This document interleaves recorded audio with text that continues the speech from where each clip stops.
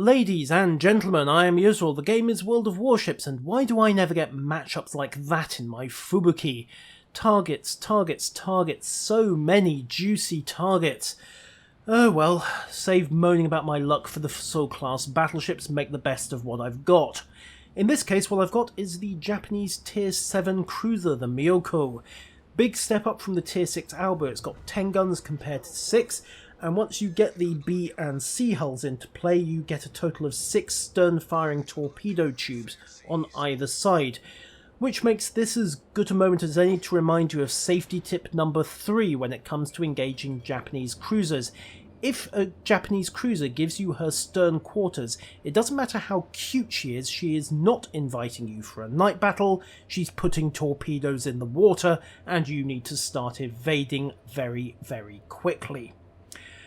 However, for today's game, I'm going to have to play the Scout to start with. Our only destroyer, the Benson, is over on point C. We've got 4 Tirpitz class battleships, a Shokaku and a Benson, so have the enemy. The principal difference is that we've got an extra battleship, the North Carolina at Tier 8. They have got an extra Tier 8 cruiser. And other than that, it's about as balanced a match as you're ever going to see from the matchmaker. Quite literally, in fact, since we've got 4 Tirpitzes aside.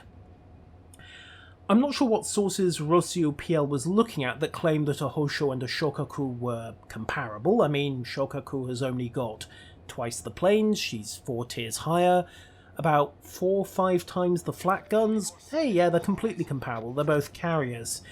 Yeah, right.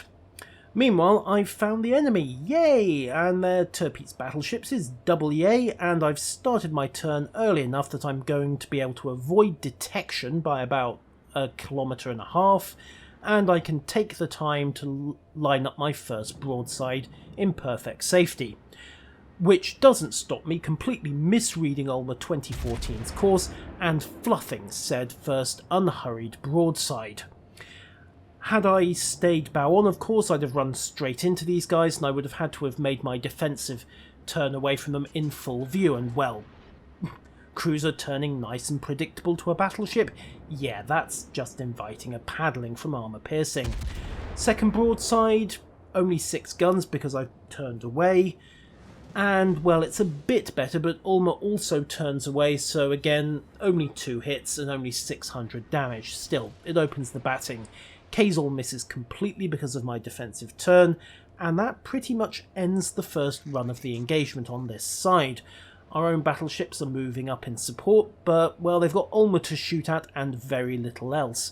Kazor has managed to break line of sight, he's moving up to support the enemy shores that's capping point A.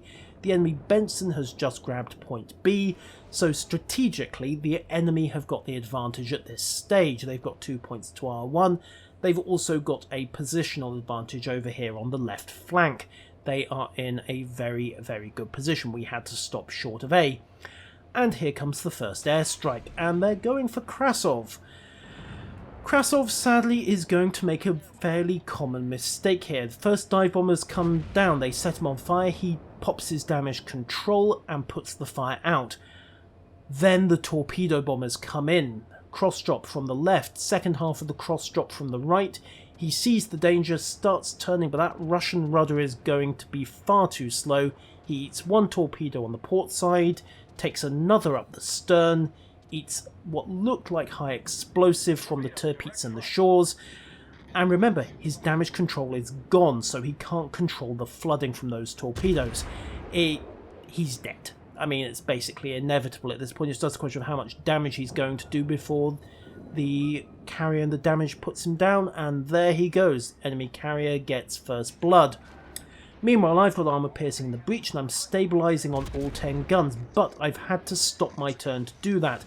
Enemy battleship misses.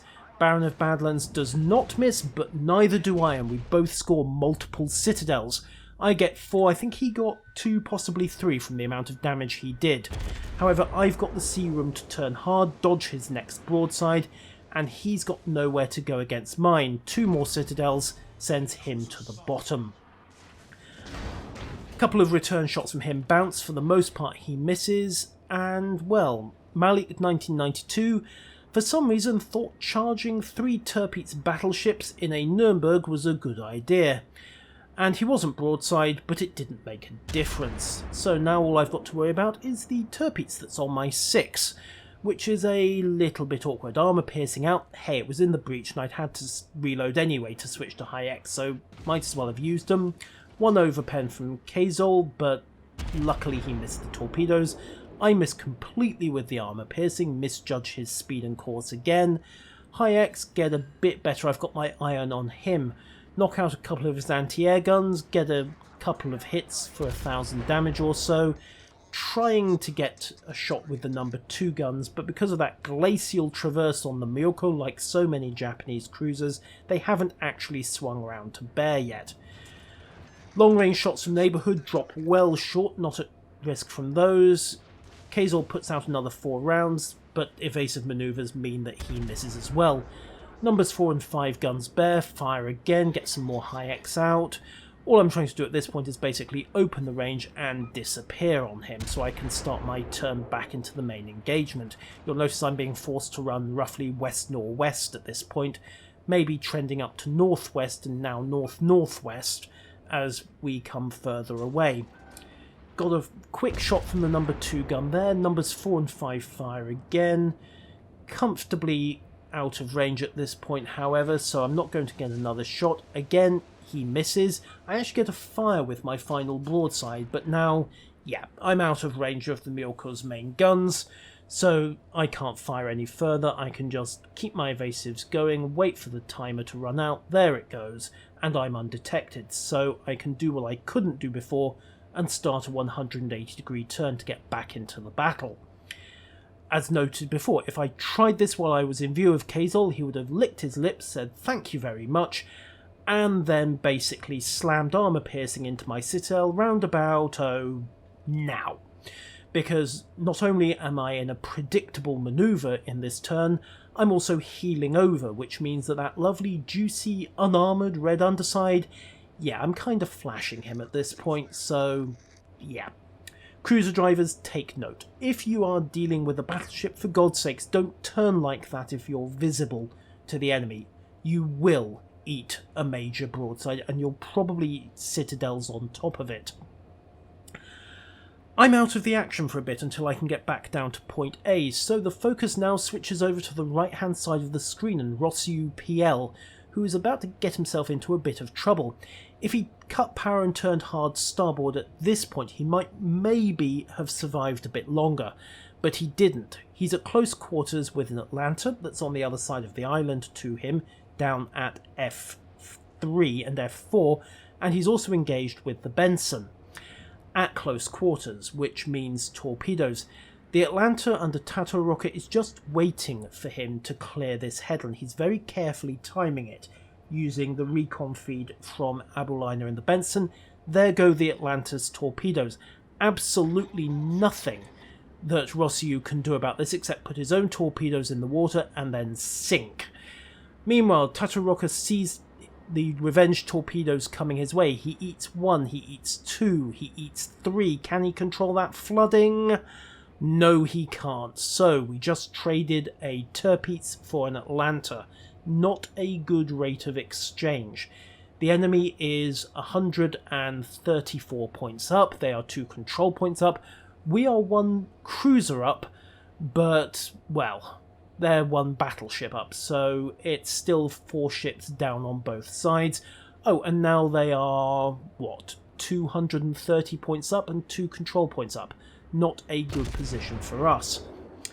I can see the Benson's tracers even if I can't see him, so I'm going to risk a broadside, not really expecting that to hit anything, but it's more a question of putting the wind up him and getting him to run, which he immediately does. He's running south and south-southeast, trying to get a torpedo shot onto our Tirpitzes.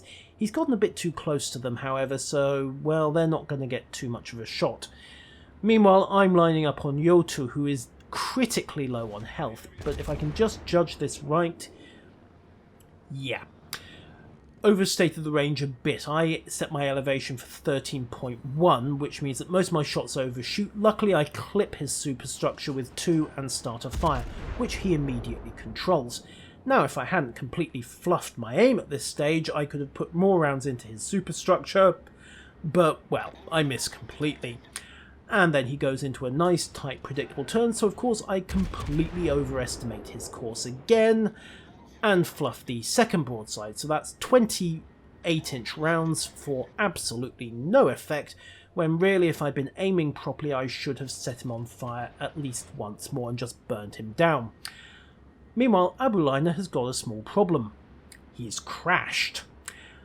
I could take mercy, but frankly he's sat in the middle of point A, and, well, I need him gone, so I'm sorry my friend, 7 shots from the first broadside, wait for the reload. There's no way he's going to get back into the game in time, so in 1 and 0, rounds out again, and farewell. Yes, that was seal clubbing.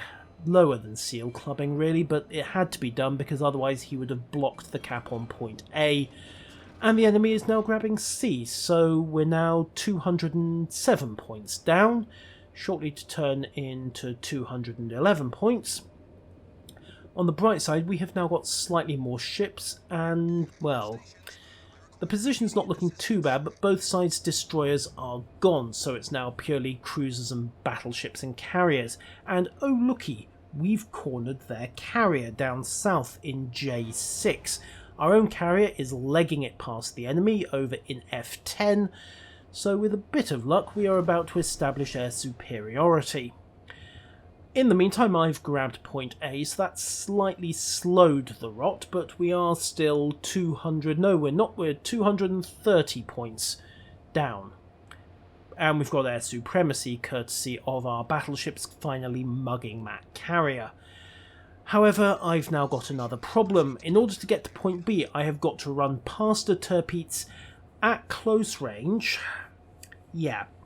Better hope his main batteries don't target me, or that they aren't loaded. So, nothing for it. Punch the throttle, turn in, get as decently close as I can, delay the motor as long as possible. Right, Tirpitz has just fired. He's got a 26-second reload, so... 20 seconds mark, just clearing the headland. There we go, shots clear, rounds out, 10 high explosive. At this range, can't really miss. 8 hits and start a fire. I even get a secondary hit. Start turning away from him. Put 1 torpedo salvo down the TDC bearing, 1 torpedo straight at him in case he decides to swing his engines back to all ahead full and shift his momentum. Secondaries are firing, main batteries get 1 hit, but number 5 turrets disabled. Sorry, no, number 4 turrets disabled. Number 2 turret gets a fire out, his main battery's fired at one of our Tirpitzes, luckily, and I managed to kill him before he can do any more damage. However, I then come to a stop. Remember, that was a Tirpitz. What do Tirpitzes have? Yeah, torpedoes. I kind of forgot about this, and I was trying not to kick out in front of the... Oh shit. Oh shit, oh shit, oh shit. Full throttle. Phew. German torpedoes, ladies and gentlemen. They only have a 6-kilometre range.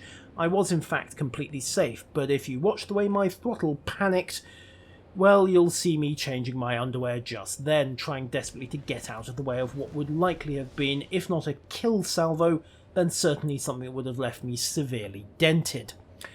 So the tactical situation is now pretty good, or at least it looks that way. We are 6 ships to their 3, they're down to their Tirpitzes, it's about to turn into 6-2. I get a fire into Kaiser 1401, but Kaiser gets his torpedoes off. Kazel gets main battery fire into the Onley. We lose our North Carolina, and to cap it all, Onley doesn't completely eat that torpedo salvo. Lucas Mashiek in the Cleveland eats a torpedo, and he's not able to control the flooding just yet. And then Kazel, I think it's Kazel at least, is going to put a major salvo into him. There we go, bang, bang, bang. Remember he took that torpedo? Yeah, he immediately floods and Kaiser gets a flesh wound. So now it's 4-2. They are at 883 points. They're still gaining points from C, remember that. and it is, I believe, 65 points for a battleship kill. So if they can mug that lone Tirpitz to the southeast and then stay alive long enough to let the point bleed from sea get them up to 1,000, they can still win this one. Our best tactic is to murder Kazol as fast as we can and at least trade Tirpitz for Tirpitz and hope they don't tick over for 1,000. So, concentrate fire onto Kazol. Luckily we get an affirmative. Everybody is now shooting at this guy. I'm trying to get a fire started. I'm not quite sure of my aim, which is why I'm using staggered fire. He's on fire in one location, he's on fire in two. Karmakator puts his portside torpedoes into the water. We have got more torpedoes coming in from that second Tirpitz. Karma starts his turn. He's trying to evade. He eats one. Not too bad. Kazol's portside torpedoes miss bad, but he's turning hard to put his starboard side tubes to bear. So is Karma. The question is he going to be able to launch in time? Kazol gets his torpedoes away. That is 4 in the water. There's no way Karma is going to be able to evade those. He eats 1, 2, 3 and sinks, but he got his own torpedoes off. Kazol eats all 4. He sinks out. We have managed to get the trade. We have stopped a points victory, and Neighbourhood is now in a very bad position. He's got fighters overhead spotting him, and he's got 2 Tirpitzes with guns to bear, and there he goes. We win by annihilation. That could have so easily gone the other way if Karma hadn't gotten that last spread of torpedoes away. As it is, just shy of 70,000 damage for me off 53 hits and 6 citadels into a very unlucky Shaw's class battleship. Karmakator gets first place, thoroughly deserved there. I squeak second thanks mostly to the sheer number of control points I grabbed, and the damage numbers pretty much tell their story. Ladies and gentlemen, until next time, I have been Yusrul, and farewell.